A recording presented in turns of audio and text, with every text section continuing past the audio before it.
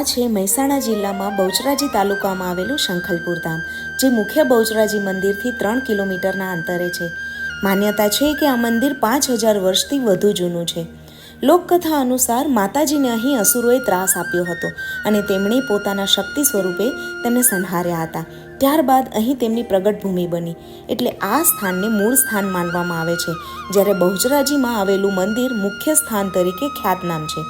મુખ્ય બહુચરાજી મંદિરની વાત કરીએ તો મંદિર 3 મુખ્ય ભાગોમાં વિભાજિત છે: ગર્ભગૃહ, અંતરાળ અને સભા મંડપ. ગર્ભગૃહમાં બહુચર માતાની મૂર્તિ કુકડા પર આરૂઢ દર્શાવવામાં આવે છે. મંદિરની ચારેય બાજુ શિલાલેખ, શિલ્પકામ અને શાસ્ત્રીય કોતરણી જોવા મળે છે.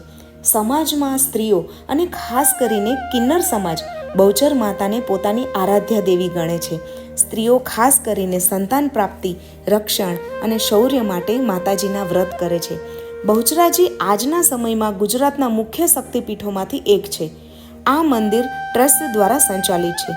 જો અત્યારની વાત કરીએ તો બહુચરાજી મંદિરનું પુનઃનિર્માણની પ્રક્રિયા ચાલુ છે, પરંતુ દર્શનાર્થીઓ માટે દર્શન ચાલુ જ રાખવામાં આવ્યા છે, કારણ કે અહીં ચૈત્રીય નવરાત્રિ તેમજ આસો માસની નવરાત્રિમાં ખાસ મેળો ભરાય છે, તેમજ મોટી સંખ્યામાં દર્શનાર્થીઓ આવે છે.